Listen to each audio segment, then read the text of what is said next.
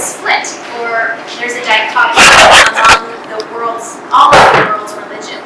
They'll fall on either side of this dichotomy. And in one camp, there's the fundamental belief that the most basic nature of a human being is untrustworthy in some way, or maybe that it is sinful. And an example of this is the notion of original sin. And out of a seed belief, a foundational belief like that, will arise an entire worldview and a way of life that is organized by that central principle. So if we take that as our foundation belief, that the ultimate nature of a human being is kind of untrustworthy or sinful in some way, then that's going to literally organize all of our energy and our attention and our behavior and how we show up in the world. It's going to influence, it's going to tell us that what we need to do is make up for it in some way. We need to redeem ourselves. We need to exert ourselves in an effort to fix this thing that's fundamentally wrong with us. And in the other camp, on the other side of this dichotomy, are the world traditions that I wouldn't say are opposite, because it's not that one says we're basically bad and the other one says we're basically good. It's a little bit more nuanced than that. So on the other side of this dichotomy are the traditions that say that the most fundamental underlying nature of a human being is something that existed well before any human being ever created the concept of good versus bad. It's kind of like that Rumi quote where he says, out beyond ideas of right doing and wrong doing, there is a field. I'll meet you there. So this is the territory that we're in this other camp, with its whole other worldview and way of life that arises out of this different understanding of what basic human nature is. And so what this camp says is that our most inward nature is beyond our concepts of good and bad, and that it has no fundamental error or problem. There's no design flaw at that level of our being. And this nature, this underlying nature, is referred to as a lot of different things, but in this talk I'm just going to use the phrase Buddha nature. And Buddha is a word that simply means awake. And we call the historical Buddha, the one who achieved enlightenment, Buddha, because he was awake. But the idea of Buddha nature is that we all possess this seed, and the source of that wakefulness is in every single one of us. And so Buddha nature is one thing, but it has three qualities: warmth, intelligence, and space. And these qualities, they're just there. They're inborn, they're inherent. We don't have to do anything to get them to be there or try to cultivate them. They just are. And so warmth is a quality of the heart. When the heart is not tampered with or damaged in any way, it is naturally and spontaneously open and loving and compassionate. And the quality of intelligence, it stems from the mind, is that the mind, again, when it is not tampered with or damaged, is inherently inquisitive, and it seeks to understand, and it is capable of insight and learning and understanding. And once again, this isn't something that we have to try to get it to do. This is a natural quality that it inherently possesses. And we can see these two qualities of warmth and intelligence very clearly in little kids.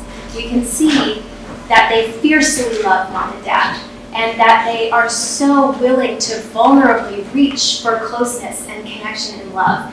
And we also see that their mind is just insatiable. They just want to touch and taste and explore everything in their world, because their mind, their intelligence is hungry for understanding.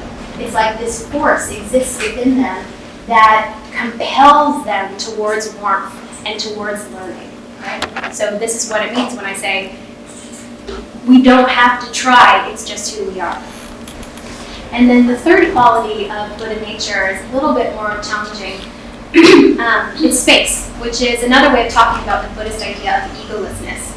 And what I want to say about that right now is,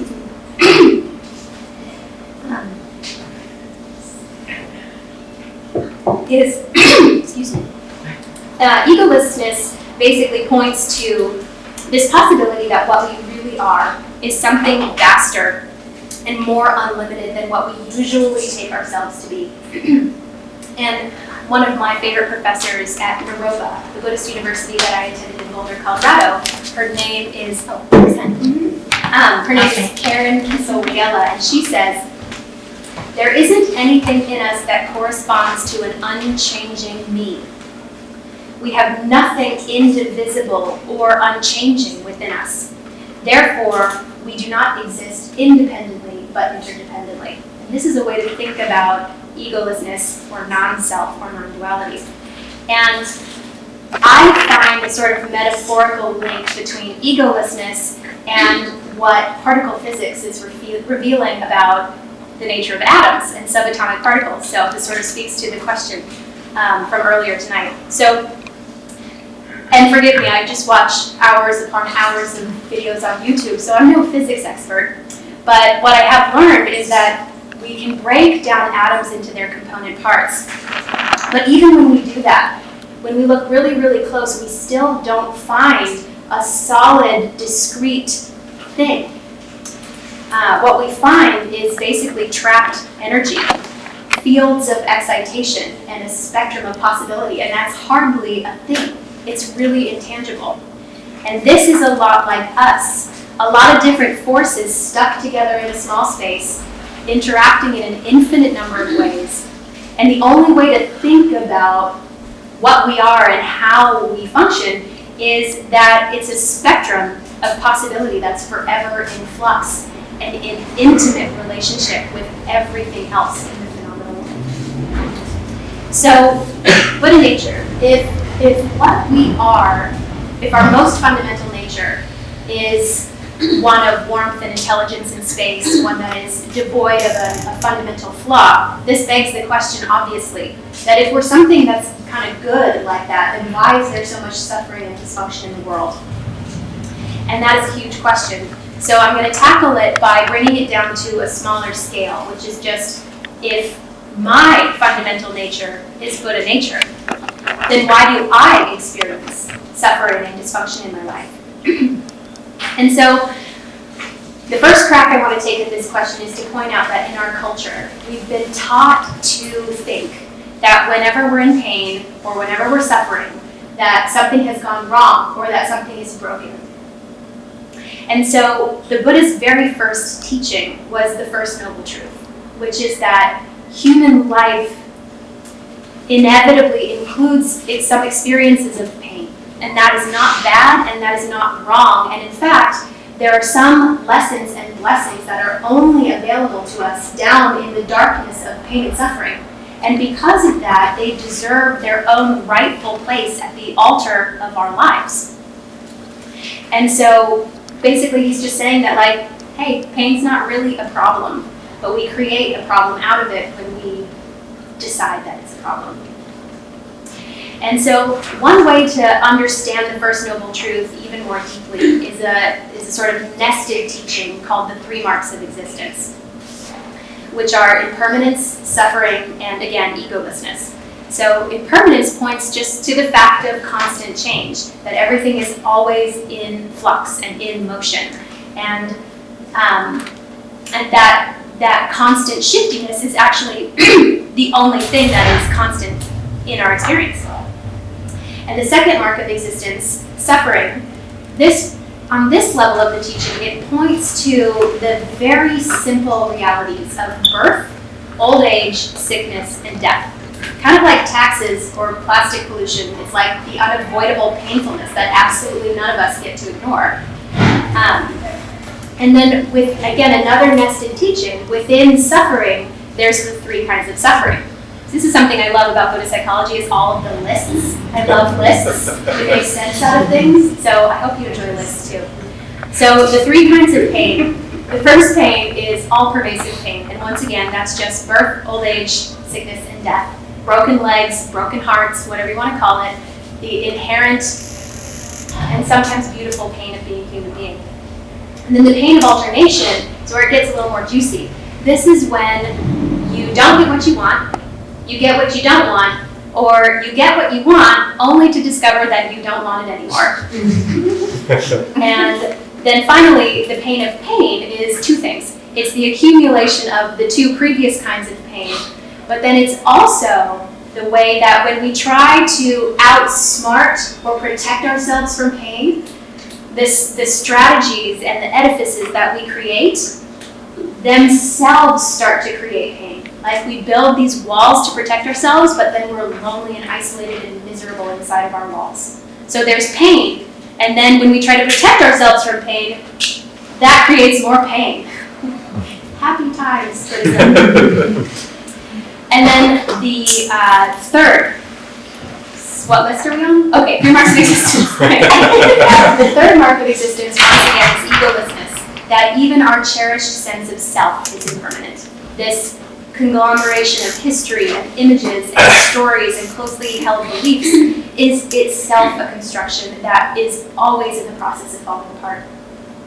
And so these three things, impermanence, suffering, and egolessness, they're given. We cannot negotiate with them. They are woven into the fabric of reality in a way we have no power to change.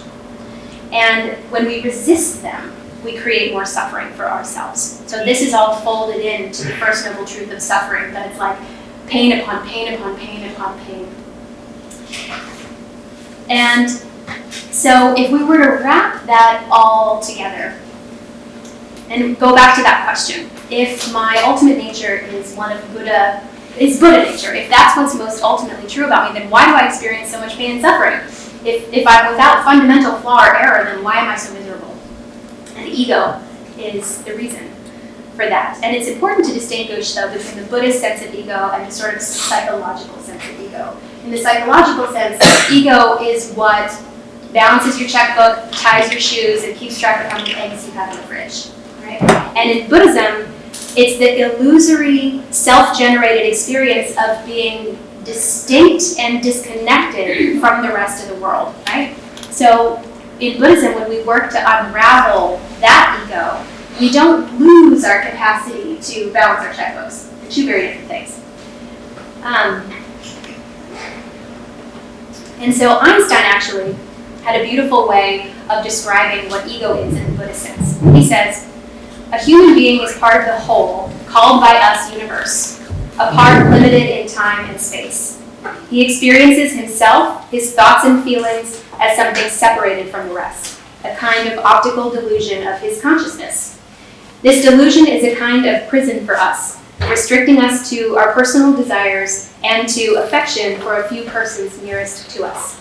So he also points to ego being this sort of optical delusion of our consciousness that dramatically shrinks and contracts what we think we are, and therefore our experience of life altogether. So the bottom line is that ego equals suffering. So there's Buddha nature, this is ultimately, fundamentally true about us, but somewhere in the process, ego comes online. And then ego disconnects us from this underlying nature, and therefore we suffer. And this is just because to the ego, the world of impermanence, suffering, and egolessness looks hella threatening, right? So if you're an ego, the world looks like a mighty scary place to be. But we generate ego in a really predictable way, all of us, in a process that's described by yet another list, the 5 skandhas. And this is one of my all-time favorite teachings of Buddhist psychology. It was just like light bulbs and angels singing when I first encountered it. So skandha is a word that just means aggregate or heap, and it refers to sort of the pile-like nature of the sort of the building of ego.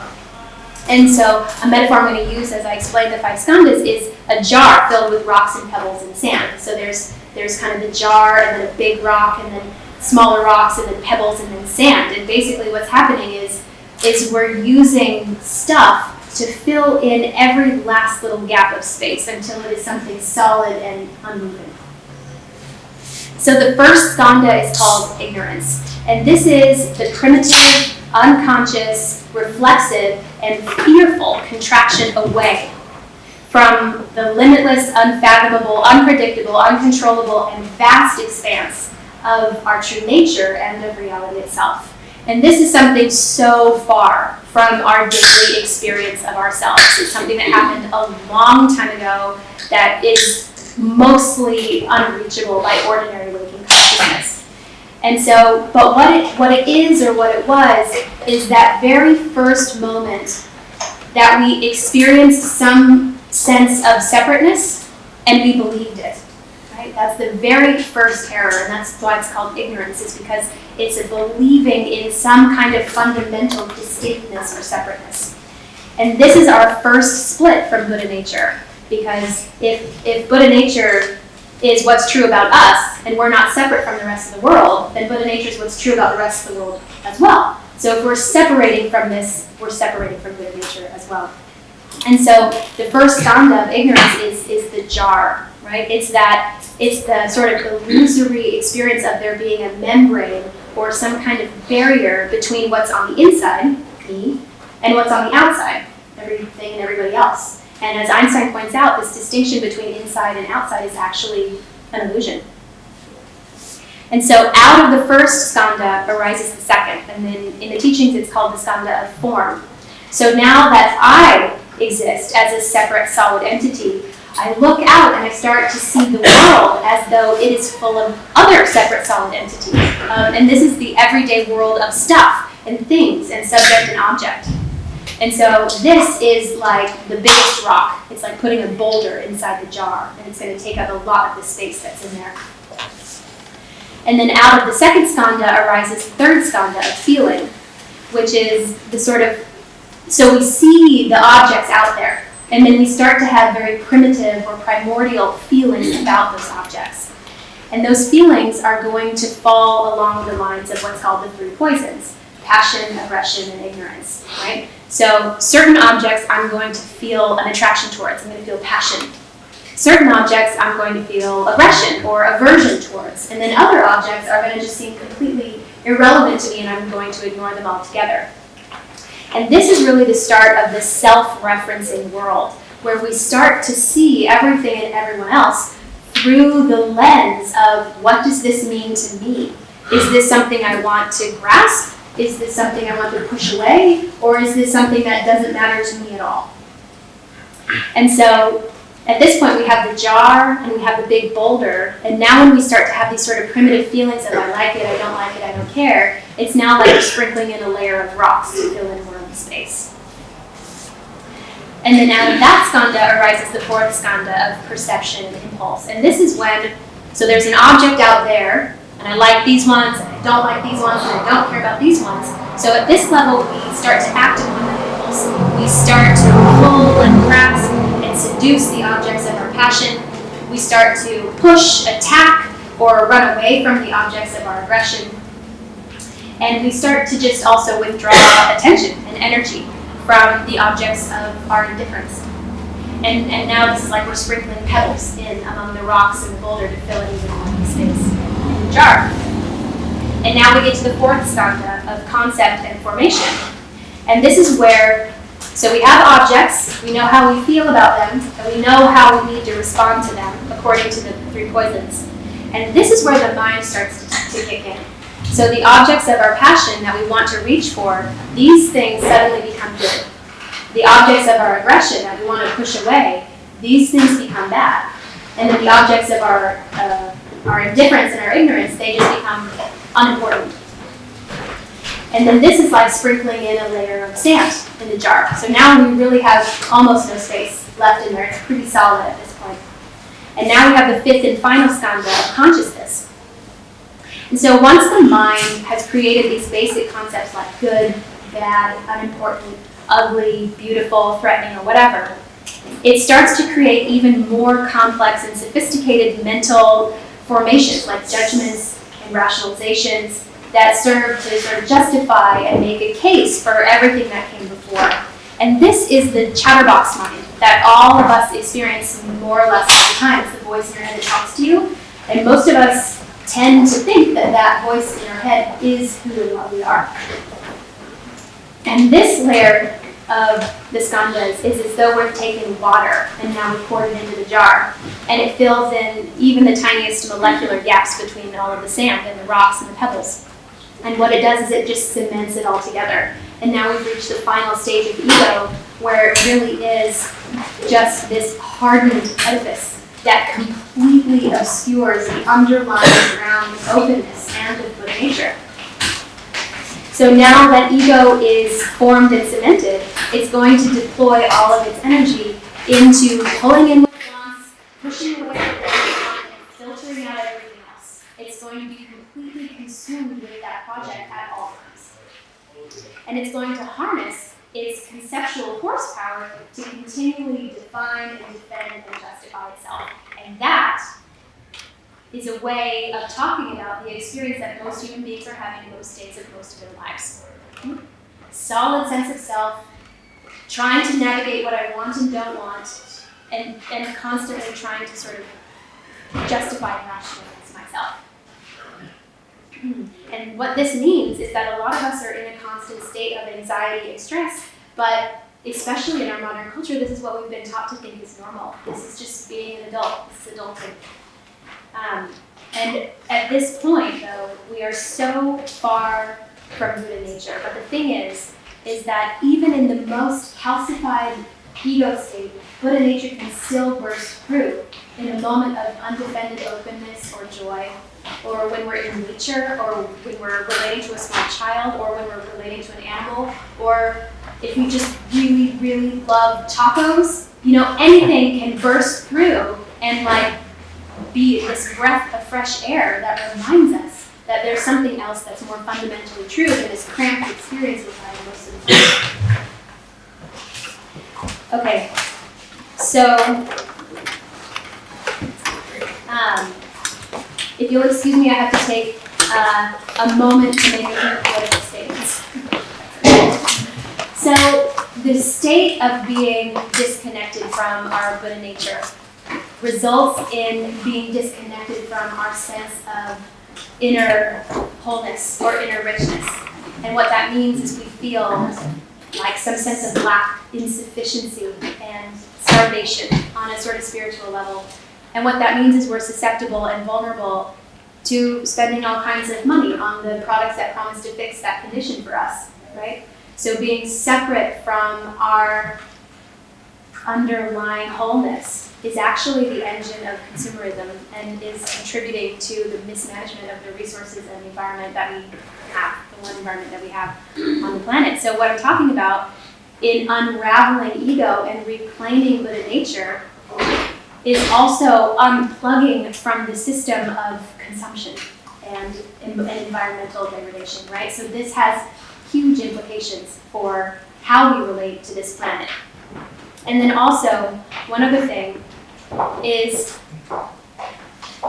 that, so we all have a mind, we all have an ego, and we're all going to have suffering because of that, period. But something that really changes how stuck we get in that pain and how intense that pain will be for us is how much trauma we've endured in our lives. And something that is just obvious and true is that the marginalized groups in our society receive a disproportionate amount of trauma. And so when we talk about spirituality and suffering and liberation, it is so crucial to acknowledge that we are not starting on an even playing field. There are some of us that are starting at a serious disadvantage, and this conversation really needs to include that, so I just wanted to make a point to say that. Okay, rant over. Got it. Okay, so the 5 skandhas, the basic point of that is that they separate us from our Buddha nature. That was his primary insight, is that our pain is real in the sense that we're really experiencing it and it is really draining our vitality and our health, but it is ultimately based on an illusion. And it's not true in the sense of having any kind of inherent reality of its own. And so I'm going to go back to the first noble truth, which is the truth of suffering, which we have covered ad nauseum at this point. And so then the second noble truth is the truth of the origin of suffering, which is, again, ego, which we've already covered. And the point of that is that we're not broken, we're not bad. And this is where Buddhist psychology,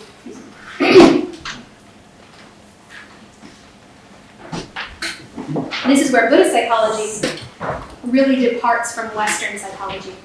From many schools of Western psychology. many schools of Western psychology have kind of that notion of original sin woven into their unconscious foundations. So they relate to psychological suffering as a symptom of sickness or brokenness. And so the psychology of the truth is how to arrive at that is how can we conceive. And so based on this teaching of the Four Noble Truths, Buddhist psychology points out like, hey, there's nothing ultimately wrong with you. This is a case of mistaken identity. So we're not going to fix you. You're not broken. What we're trying to do is unravel the layers of false, cramped, and painful identity to recover and remember and restore this underlying sanity and wholeness and goodness that you came into this world with. And that's a very fundamental difference between the approaches of Buddhism and Buddhist psychology and Western medical psychological science. So the third noble truth is the truth of the cessation of suffering. And it just means suffering can stop. If we created it, that means we can discreate it. And even if we do that, even if we can unravel the skandhas and all the way back to unraveling that fundamental sense of alienation from the rest of existence, this still doesn't mean we get out of pain. There's still birth, old age, suffering, death, heartbreak, and all of the rest of it. But there's also this sort of promise that we do experience life differently when we're not opposed to it, when we're not resisting it, and when we're welcoming that as part of the overall tapestry of what we're doing here on this planet. So, and then the fourth noble truth is the truth of the path out of suffering. And different Buddhist traditions talk about the path in a lot of different ways. But they have all one thing in common, which is the prescription of meditation practice as sort of the remedy for the illness of ego. And the basic practice of meditation is to simply sit and observe what your mind is doing. It is not trying to change your mind. It's not trying to slow it down or make it be still or silence it in any way. I've actually never gotten it to do that, and I've been meditating since I was a teenager. What I find is that, like, when I try to make it still or quiet, it's like squeezing a tube of toothpaste, and it just doesn't work. And so we're not actually trying to change what the mind is doing. What we're trying to do is stand just a little bit outside of it and watch what it does. And the more non-judgmental, open, friendly, and lighthearted we can be about that, the better. Because what that allows us to do is create some space and start to disidentify from what the mind is doing. Because usually it's fused. Awareness and the contents of awareness are totally fused, and we're just inside the constant churning of the mind. And there's no distinction between the part of me that can witness it and the part of me that's doing it. They're one thing, right? So the witnessing awareness starts to give us space from that. And in that space, we can ask ourselves, who am I? Am I the mind that is churning, or am I the awareness that's watching it? And the teachings of Buddhism say that we're so much more the awareness that watches it. And that is where, from the position of the watcher, we can start just by purely observing and standing outside of. That alone will start to unravel the skandhas, because they need us to be continually invested in that activity in order to keep going. And so as you practice sitting meditation, the first thing you're going to notice is the big skandha, the consciousness, which is the constant chatterbox. That's why when you start meditating, it's almost like your mind gets worse, because you're noticing just how intense and continual it is. But as you continue to practice, and you practice standing outside of it and simply witnessing, your awareness will start to penetrate deeper and deeper, and you'll work your way back to the fourth skandha. You'll start noticing the sort of basic labels of tree, good, bad, I like it, I don't like it. And then you'll penetrate even deeper to the layer of, I want to reach for the things I like, and push away the things I don't like. Then you'll get even deeper to wait a minute, why am I drawn to this and afraid of that? And then you'll get even deeper to wait a second, is there even a difference between the me and the that? And then poof, enlightenment. Ta-da! And so, yes, so that's the idea. We're working our way back through the skandhas, and what we discover is Buddha nature, which is the thing that's true about us, and it's the thing that's true about the whole world. And so embedded in these teachings is really an invitation to courage, to remove the protective, numbing layers of ego and encounter the intense healing energy of reality in a direct way, just like a shot of tequila. And this is what folks are really missing when they say that they feel dull or meaningless or lost. Because these layers of ego and these protective silkworm cocoons that we make for ourselves, they actually block out the roar of existence. And so when we remember and reclaim our Buddha nature, what we remember is that we're fundamentally, inherently whole and complete. We're not missing any parts, and we're sent down here for this camping trip on Earth with all the gear that we need. We're not missing anything. We have everything we need. We also remember that we have a right to exist. I mean, have you ever met like a houseplant that felt bad for taking up space? Like, the right to exist of Buddha nature just means by virtue of being here, that itself is an indication that I have a right to be here, and I no longer have any guilt or sense of like fear just about the simple fact of my own existence. And then out of that right to exist, we start to remember that by virtue, again, of the fact that we're just here, we remember that we really belong here. And once again, have you ever met a pet or a plant that felt like it didn't belong on the planet? Right? So this is something we get to remember for ourselves, a really basic level of, I have a right to be here, I belong here, and I actually am woven into the fabric of all that is. I'm connected to all that is.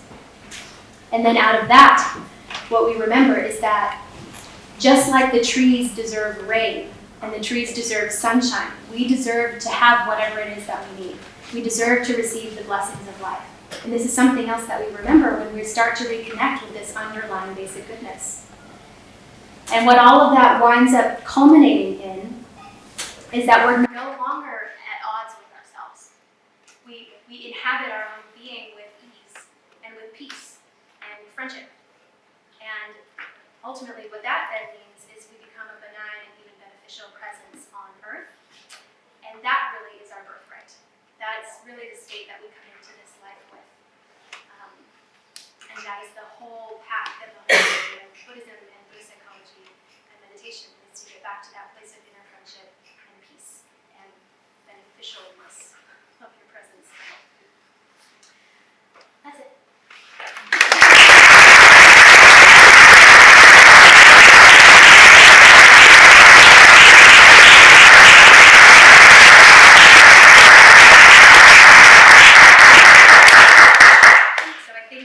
Q&A now, yes?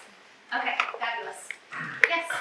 Yes, you mentioned mechanical moments of meditation. Have you tried Have I tried what? meditated while you stoned? No, I've never tried meditating while I'm stoned. I actually don't like how I feel when I'm stoned. Well, that's the first step. First, you don't like how you feel. You meditate. Okay. And Well, again, then you like how you feel in the stone, because you work through your internal issues, and then you completely silent. right. Wow. Well, in the spirit of the invitation to courage, I will try meditating whilst stoned.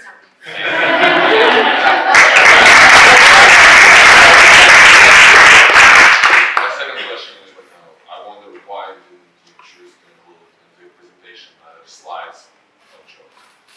Slides are what? Jokes. Jokes. I thought I got some jokes.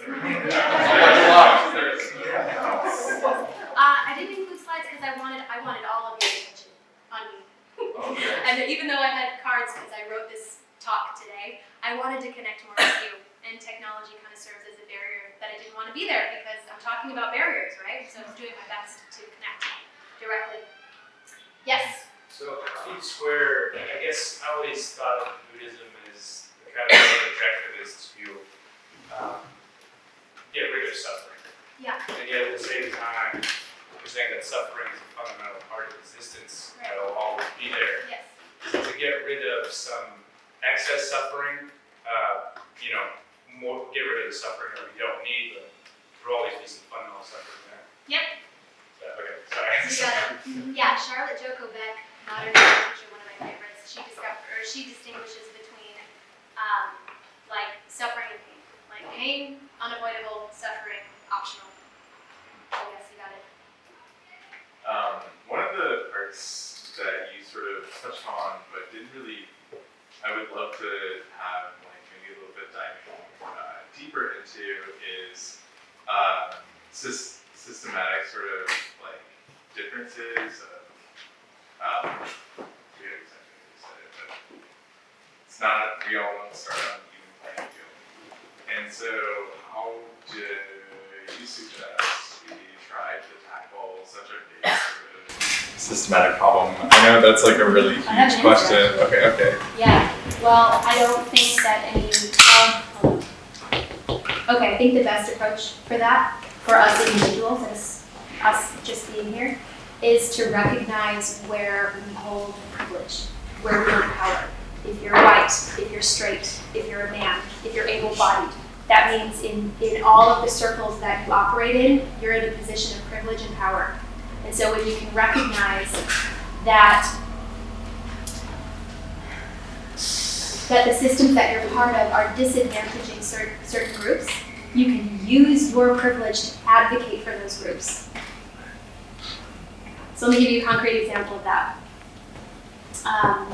If I am a parent and my child is in school, and if the teachers, and by the way, this example comes from, I can't pronounce her name very well, Ijoma Uloa in the book, So You Want to Talk About Race. This does not come from me. But she says, if I'm a white parent and my child is in school, and the teachers are setting up parent-teacher meetings during the day, right?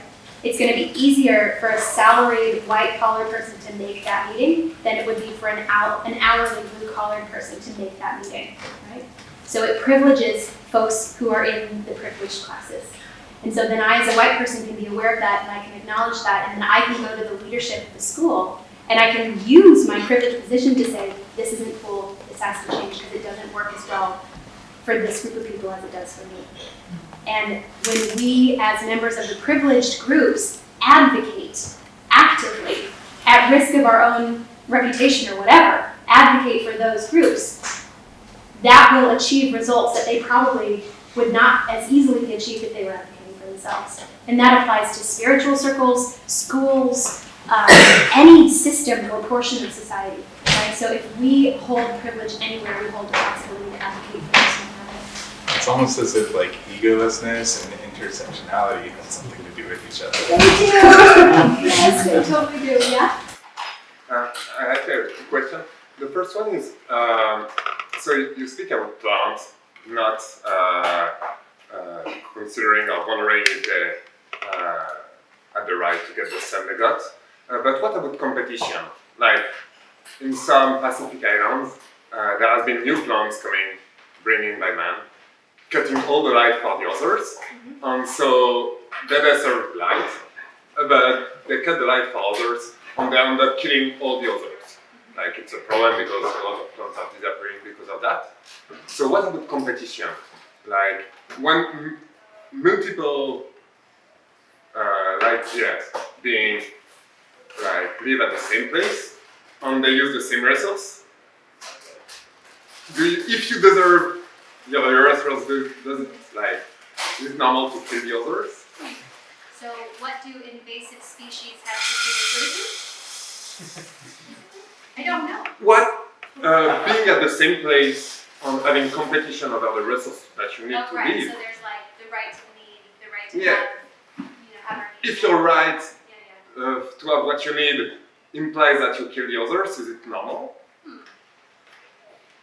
I've never thought about that before.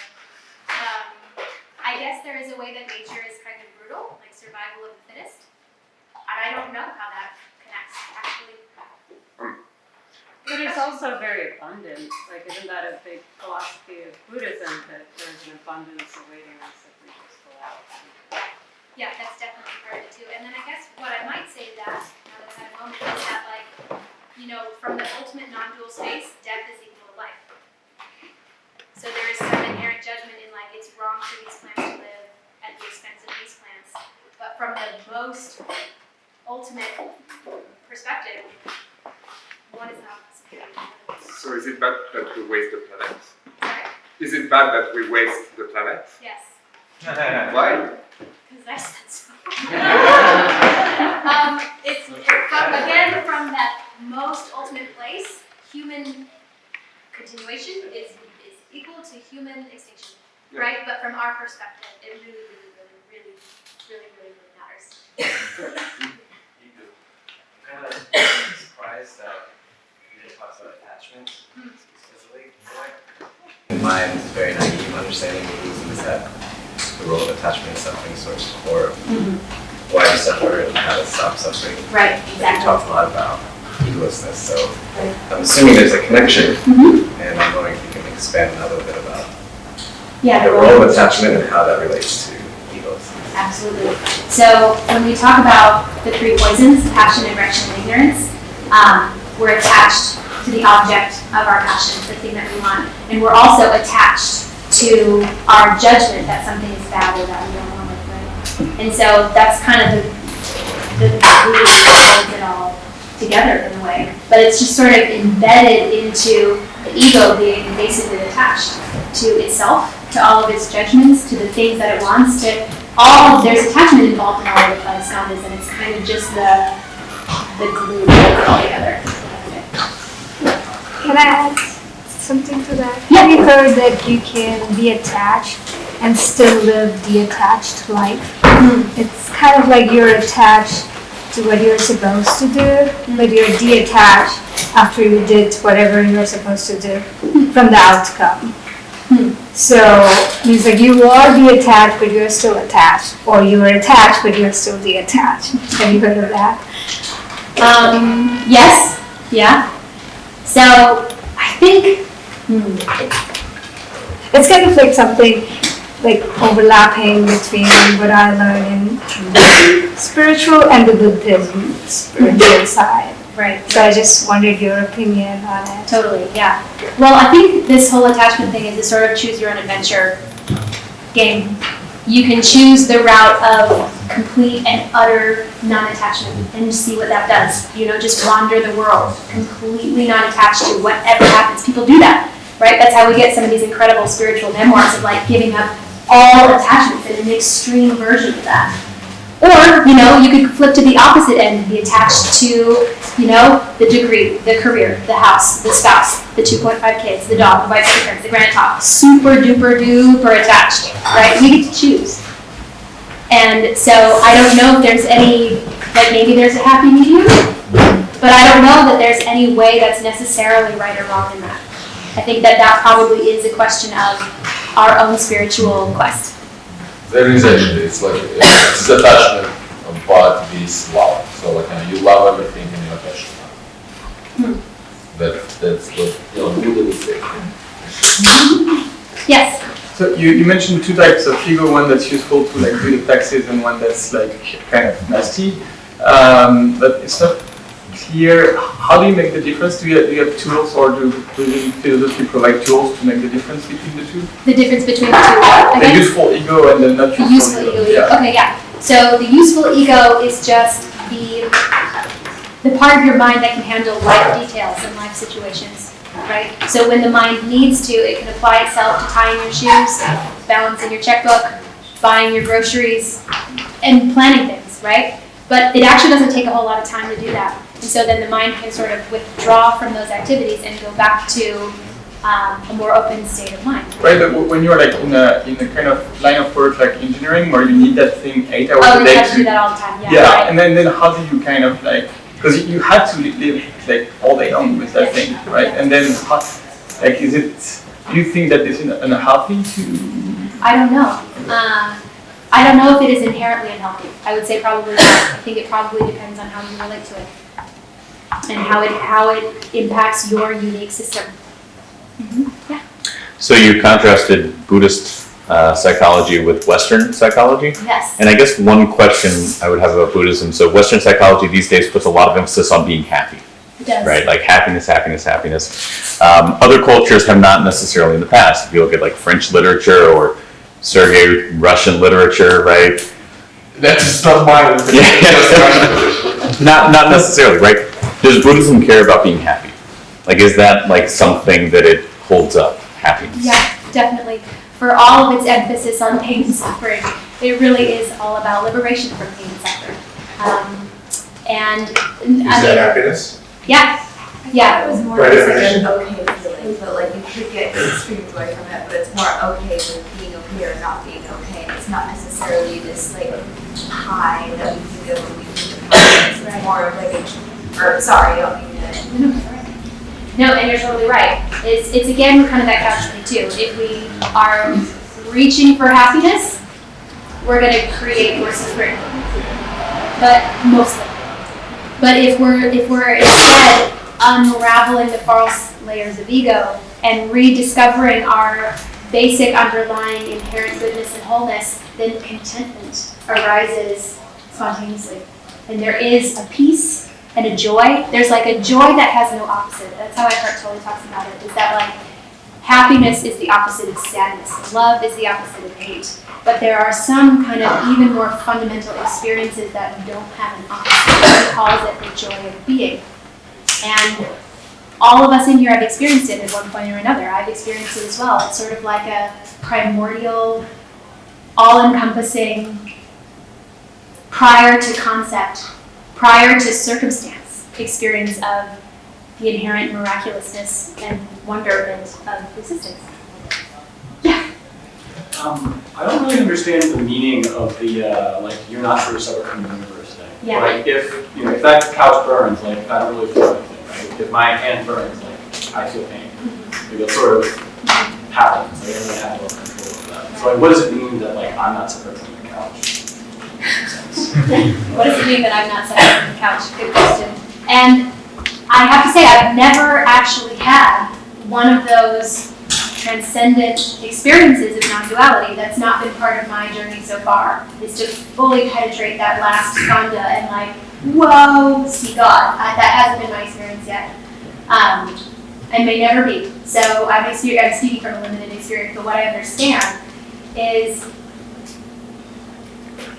that of course there are sort of like, there's a gap of space between me and the chair. And for all intents and purposes, I seem to be a quite different being than the chair. But there is a sort of underlying continuity between me and all of existence. And I find this is partly why I'm so obsessed with my space-time channel on YouTube. Is because it's like everything is continuous with everything else. But so there's like the ultra small world of subatomic particles, and then there's the ultra giant world of like black holes and suns and whatnot. And then right in the center is the world of human beings. And Same time, the hand that burns is not your hand. So, I did not hear what? like this the hand that burns, that is not your hand. You know, Yeah, like your body, it's not you. You is consciousness. right. Okay?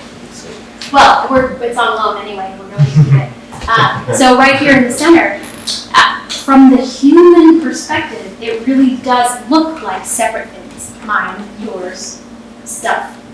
But that, again, back to Einstein, it's the optical delusion of consciousness. And that we can sort of transcend that perception of separate things and really perceive a more fundamental reality where everything is continuous with everything else.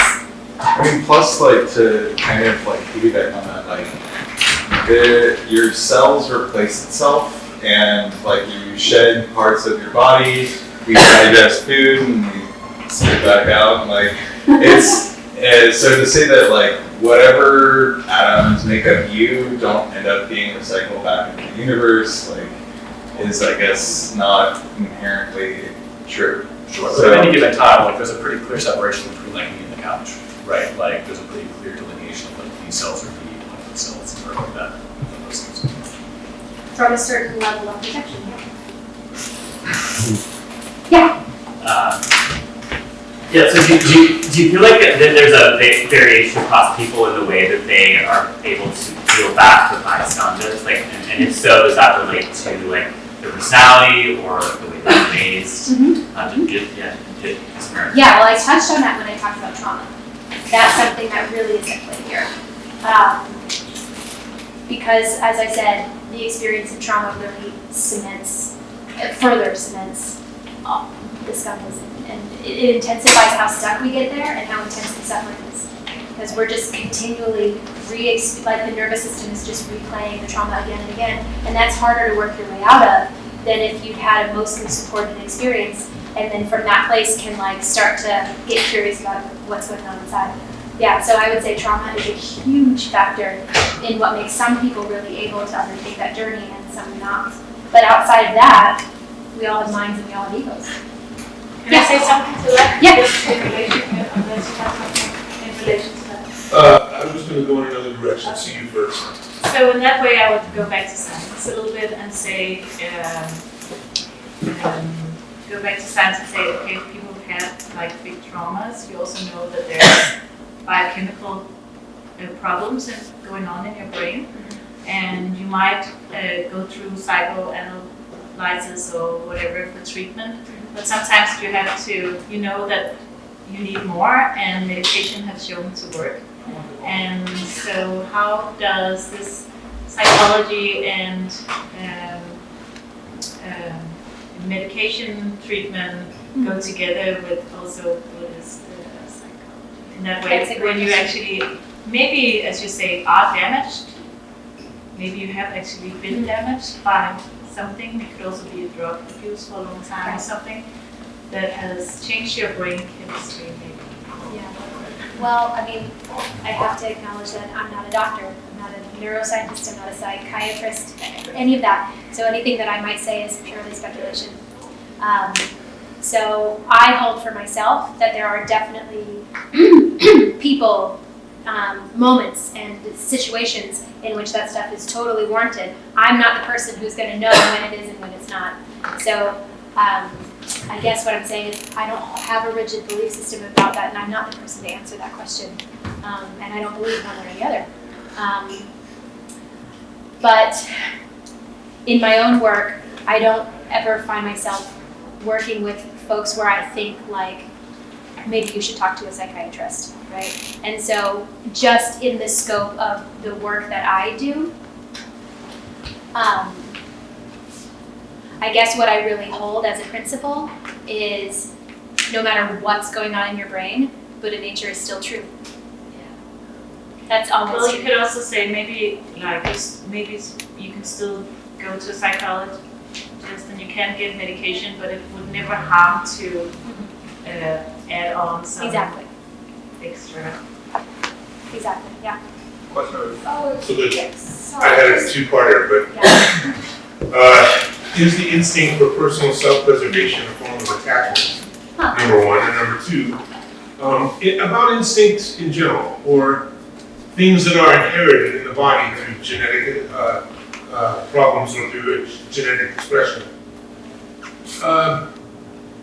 How can you say that something has a genetic cause or genetic effect when you're seeing it through the prism of a religion that believes in reincarnation? For instance, I was not born with this gene structure. 15 lives ago, I did something like steal a peach or kiss a kitten, and that got me the karma that got me whatever ADHD or whatever. Like, how do you reconcile a religious belief in something that defies the impact of the environment on a body for its one life, if there is one, when you don't believe that body has just one life? And when things are all karmic cause and effect, how do you reconcile that with things like situation of birth, environmental pollution, instinct? And part of the question then becomes, is one of my instincts the one to survive? Is that considered attachment in the Buddhist sense? Let me pretend that I understood the question for a moment. Okay, instinct. Instinct seems to fly in the face of non-attachment, and it seems to fly in the face of like self-preservation seems to fly in the face of like this openness and Buddha nature that I'm talking about. Well, we seem to be the only creatures endowed with ultra-sophisticated self-awareness. Right? So maybe these instincts are really just a true vestigial structure of our psyche. But we do seem to be equipped to become aware of them and question them and cultivate strengths that allow us to make different choices. And that's the only thing that really comes to me, as I don't necessarily see them as an opposition or anything that's gone wrong. It's just another component of our being, of our vastly complicated being. So would I then be making different choices to combat the effect of genetic damage? Or am I a possibility of making a different choice than my inborn, physically present instinct to survive? I don't know the answer to that. Can you say it maybe again? Well, I just find that an outlook that's based on a religion poses this religion that has the presupposition that people are born from one life to the next, that they're reincarnated, that their forms are remarkably similar because they were humans before and now they're humans again. That type of cosmology negates the idea that humans are born with their genetic structure and that has an effect on them, that there's an environmental impact on the genetics as they grow and that has an effect on them, or that there are basic instincts to continue the physical existence of the body, and that everything in Buddhism is attachment or non-attachment. So where does the instinct to simply be here come in? Well, just to speak to the bit about reincarnation, that's on a level of cosmology, which is a bit separate from Buddhist psychology. Buddhist psychology doesn't seek to explain the nature of the cosmos, and so it doesn't really come into my work or my philosophy. And I often think of reincarnation in a much more metaphorical way, that we're reincarnating from moment to moment. So that doesn't impact your view on medication, for example, and its ability to solve a disease that might have a genetic component. No comment. I don't know about that, about genetic diseases, but thank you. Yes? Did you have a question? I was going to answer this question for Go ahead. well, I mean, I think there's like this idea that the soul exists in this body and the body tugs on the soul, and that depending, and also the body is a sort of tool, so the same soul in a certain state, for example, would be in a different tool than in the body of a human, and would be tugged in different ways. And so your soul in a different body with different genetic composition would be tugged in different ways. So I don't think that like, the concept of reincarnation is at odds with the concepts of genetics. Thank you. I think these are interesting thoughts and maybe questions for more discussion. We're going to end it there. Thank you very much for coming. Feel free to ask more questions.